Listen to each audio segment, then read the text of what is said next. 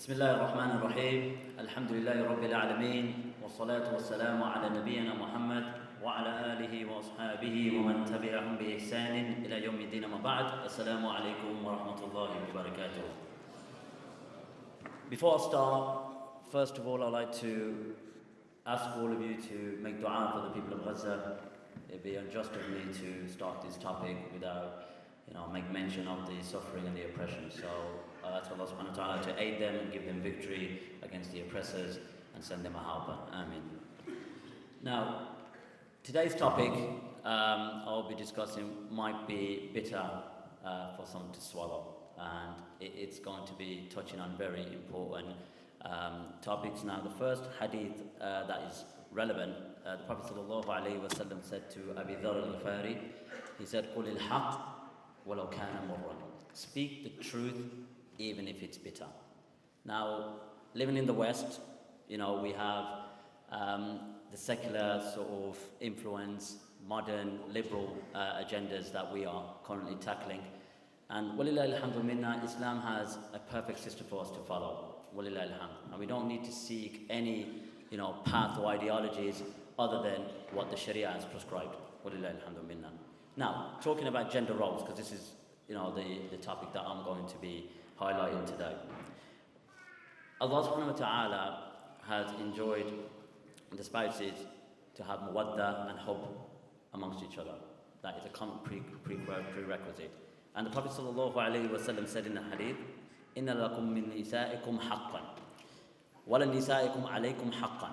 That verily your wives have a right over you, and the husbands have a right over your wives. That is clear from this hadith, that this concept that we find, and this is very, very common living in the West, 50-50. Everything is split down the middle, the chores down the middle, you have to do this, I have to do this. Islam doesn't have any requirement of such, and we have to make that clear. And as I mentioned before, قُلِ الْحَقِّ وَلَوْ كَانَ مُرًّا. Speak the truth even if it's bitter. It might be bitter for some, but unfortunately we are Muslims and we submit to the commands of Allah subhanahu wa ta'ala. And also in the Quran, Allah subhanahu wa ta'ala mentions that the women or the men are not like women. And this is known. Our physicalities are different, our emotional scope is different. We are different to the women. And Allah subhanahu wa ta'ala makes mention of that of the Quran. But likewise, the Prophet sallallahu alaihi wasallam has also said that the best of you are the ones that are best to your family, and I am the best to my family. So this should be a guide for us, that we have to be there for our spouses, be emotionally there for them, and we have to provide for them as well. Now, gender roles. Now, this is why I'm here, right? To talk about this topic. As I said, it'd be a bitter truth for some. We hear commonly, and I'm sure all of you heard it, you can raise your hands, if you want. So have you ever heard the concept of, the Prophet sallallahu alaihi wasallam used to do the chores around the house, and the Prophet ﷺ used to do, the work around the house, and you have to, be obligated to do that. Has anyone heard this before from Muslim sisters? Show of hands, anyone? There you are, vast majority of us. And this is problematic to say the least, subhanAllah al-azim. Now, they use a hadith, and they quote a hadith. And again, I'm going to ask of you to raise your hands as well, to sort of acknowledge whether you've heard this from them. Have you heard the hadith that the Prophet ﷺ used to be there for his family? So they equate that by saying he used to do the chores around the house. Have you ever heard this from many of the sisters, even brothers who are feminine or inclined to feminism? Yeah? Have anyone heard this before? No? Okay. Well, the laughter just says it all. But what they won't do, unfortunately, is they won't connect the hadith. And Imam Bukhari, rahmatullah alayhi, in his Al-Adab al-Mufrad, makes mention of this hadith, and he puts it under the chapter of what the men do in the house. Very pertinent, because you look at the tabweeb. When you look at the tabweeb, you realize what Imam Bukhari is trying to indicate.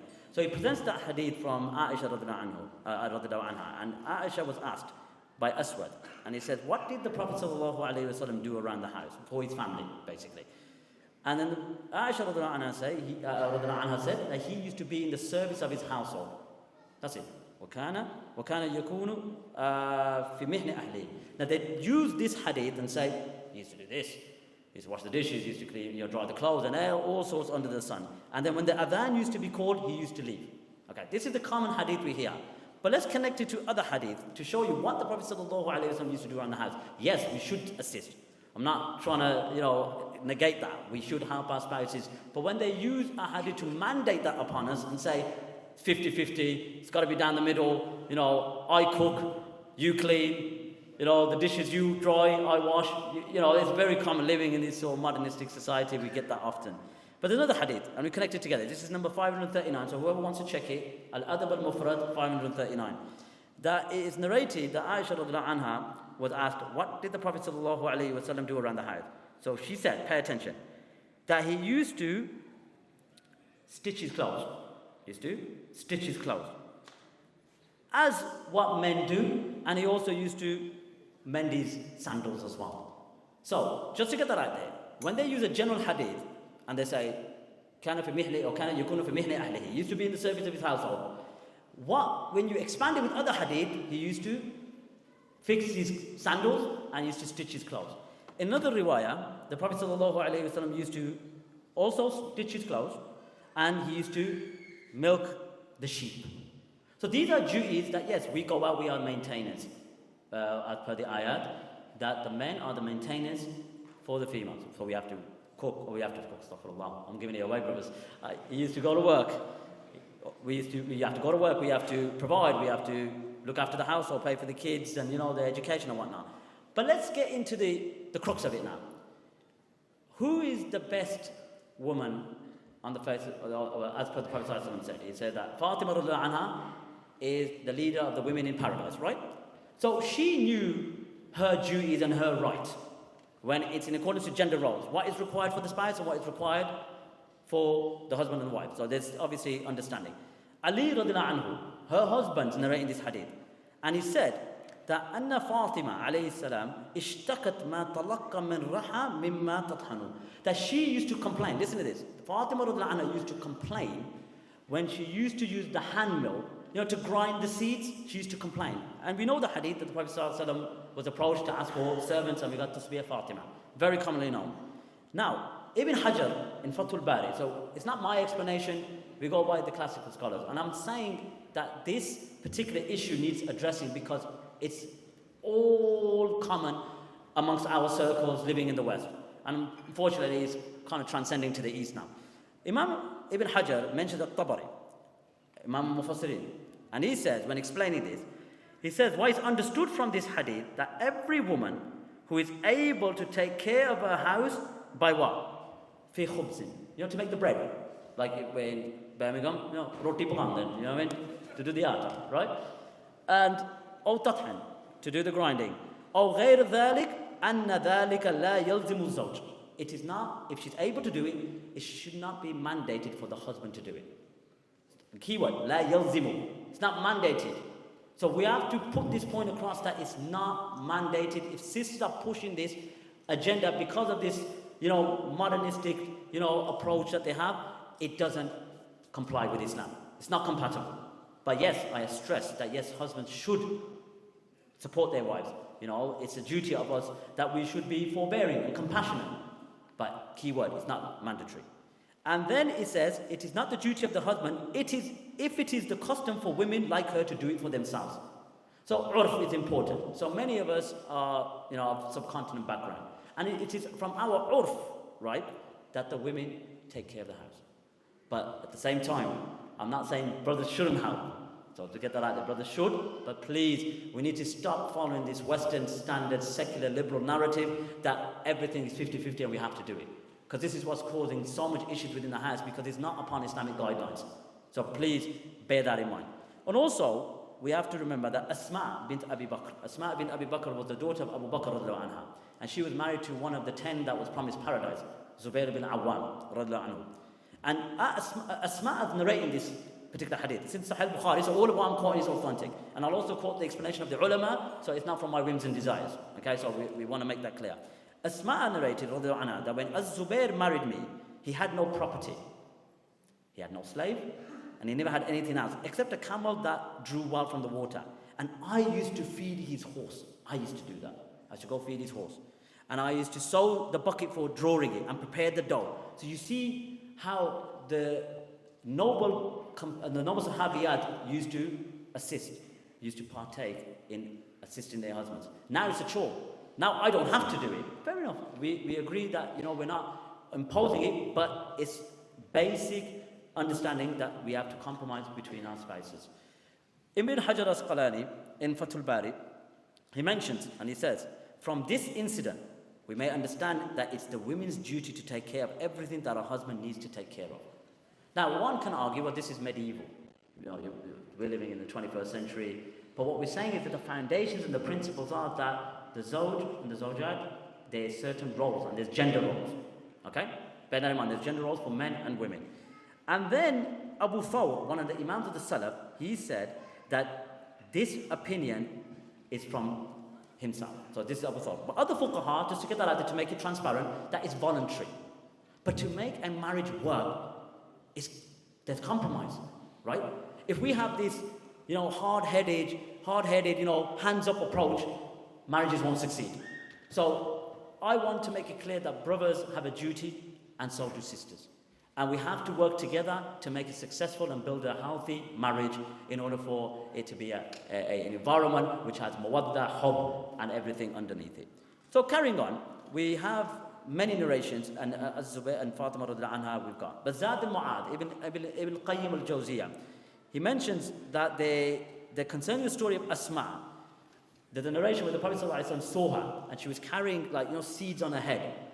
And when the Prophet ﷺ saw her, he asked her to join him on the camel so you can take her whatever she wanted, and she refused. But Ibn Qayyim in Zad al-Mu'ad, he mentions that when he saw Asma with date pits on her head, he did not basically, and her husband was obviously with her at the time, he did not tell him she did not have to serve him. You see? Because why she got the date pits on her head? The Prophet ﷺ could have said, you don't need to do that for him. But it shows that, subhanAllah, the gender roles that are there, which Islam has a clear guideline for. Why do we want to cause division, discord in the household? And this is a message for the brothers as well as the sisters that work together. It's all about compromise. It's all about coming together. It's all about having an understanding. But when we have an inject sort of secularized mentality, you're going to follow an ideology that's going to cause nothing but division and a limited, compassion, as well as volcano and lava within the four corners of your house. Adding on, walillahil hamd, and I don't want to make this too lengthy because we've got prominent speakers that are here and they will take up much of the time. Also, the Prophet ﷺ, to make everything in accordance, he sought consultation from his wives. So we know the famous narration in Sahih Bukhari, when the Prophet ﷺ finalized his sulh with the Quraysh in Hudaybiyah, many of the companions weren't really happy with the outcome because it was more favorable towards the Quraysh, if you look at the whole conditions. And I don't want to go into the whole points that were addressed. But when he ordered his companions to stop the Umrah, because the intent was to go to Umrah, but they stopped them on the way and they made the sulh. The companions did not listen because they were upset, they were emotional, they didn't discontinue the Umrah.